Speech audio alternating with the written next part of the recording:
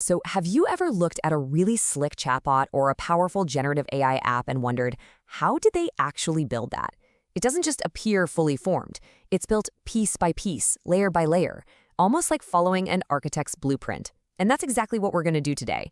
We're going to follow that blueprint and build one from the ground up, step by step. Here's the game plan. We're going to start with the absolute bare bones. Then we'll give our AI a memory, add knowledge and context. After that, we'll build in the super important safety features. Then we'll get smart about managing multiple AI models for efficiency. And finally, we'll juice the whole thing for peak performance. By the time we're done, we'll have the complete picture, a full-fledged AI platform. Every massive project starts with just one small step. For a generative AI application, that first step, that first brick, is the simple, direct conversation between a user and the model. And here it is. This is the core engine, the absolute heart of the machine. A user's query goes straight to the model's API, and a response comes right back. It's a simple loop. But what's not here is just as important. There's no memory, no safety checks, no connection to outside knowledge. It's just a raw conversation. And this is the foundation we're about to build everything on top of. All right, time for our first major upgrade. We're about to give our AI a brain that lives outside its own training data. This is going to let it tap into timely information and even your own specific documents. So here's the big problem with our basic model, right? Its knowledge is basically frozen in time. It has no idea what happened in the news yesterday, and it definitely doesn't know anything about your company's private spreadsheets. To make it truly useful, we have to connect it to the real, live world. And the answer is this really powerful technique called Retrieval-Augmented Generation, or just RAG for short. Honestly, the best way to think about it is like giving the AI an open book test. Instead of just trying to remember everything from training, it gets to look up the relevant facts from an external library right before it answers your question. Now check out how our architecture is evolving. We plugged in this new piece called a retriever. So now when a query comes in, the retriever grabs it first. It dashes off to an external memory, this could be documents, chat logs, whatever, finds the most relevant bits of info, and then bundles it all up with the original question.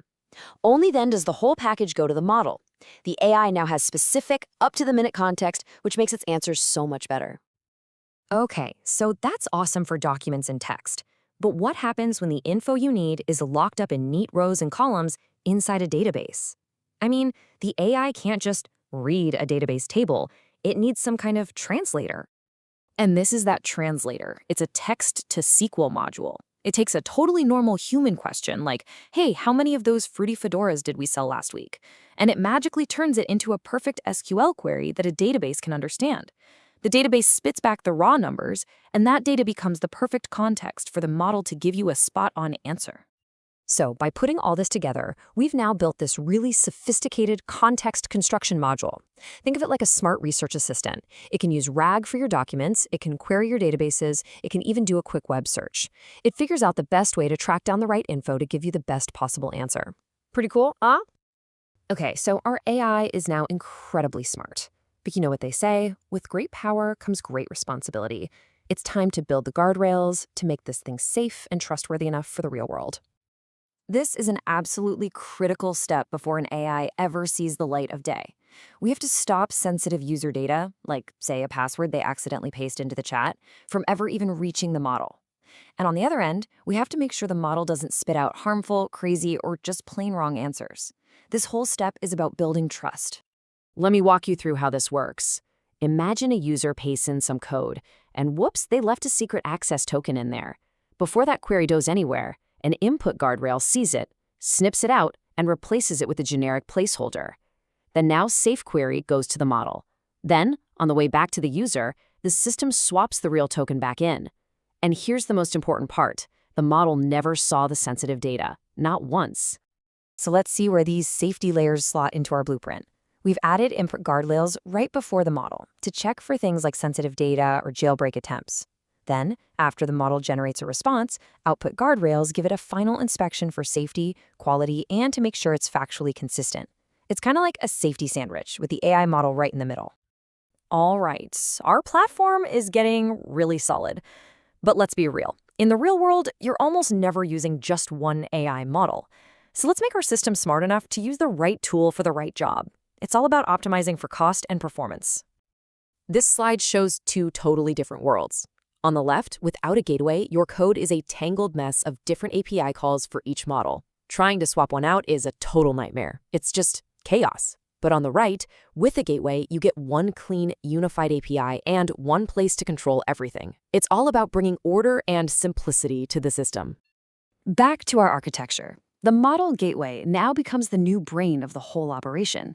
It's the central hub that knows about all the models we have available, and its routing logic acts like a really smart traffic controller. If a simple task comes in, like summarizing an email, it sends it to a fast, cheap model. But if a super complex reasoning problem comes in, it routes that to your big, powerful, and expensive model. This saves a ton of money and seriously boosts performance. So our platform is smart, it's safe, it's organized. The next big step is to make it fast, efficient, and, well, capable of not just answering questions, but actually taking action. These are the questions you start asking when you're ready to really scale up. Every single call to a model costs money and takes time. I mean, if 10 different people ask the exact same question, should we really pay the AI to figure it out 10 times? And what if we want our AI to be more than just a fancy search engine? What if we want it to actually do stuff for us? Well, the answer to speed and cost is caching. It's simple, really. We add a cache, which is like a short-term memory, in two key spots. First, if a user asks a common question, we just serve the answer straight from the cache. It's lightning fast and basically free. We also cache the results of our info lookups. So if the AI searches the web for today's weather, it only has to do it once. It stores the answer for the next person who asks. Now this is a true game changer. Up until this point, our AI could only read information. Now we're giving it hands by enabling what we call right actions. This means it can finally interact with the world. It can send an email for you. It can update a customer's order in the database. It can schedule a meeting on your calendar. It's transformed from a passive tool into an active, helpful agent. Okay, deep breath. We've put together all the main functional blocks. Now it's time to add the two final, overarching layers that manage and monitor this whole complex system.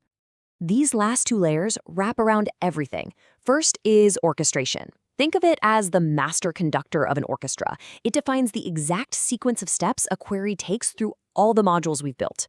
Then there's observability, which is like the system's flight recorder. It gives us logs of every single event, metrics on performance, and most importantly, these things called traces that let us visually follow one query's journey from start to finish. It makes finding and fixing problems so much easier. And here it is. This is the final blueprint, our complete production-grade AI platform. We went from that simple little loop to this sophisticated system that's managed by an orchestrator, monitored with full observability, and powered by a pipeline that handles context, safety, and smart model routing. Every single block we added has a clear, vital purpose, and together they create this incredibly robust and powerful whole. So, we just followed the blueprint to build something way, way beyond a simple chatbot. This is a platform that's capable of complex reasoning, safe interaction, and taking real action in the world. Which really just leaves one last question for you. What problem are you going to solve with it?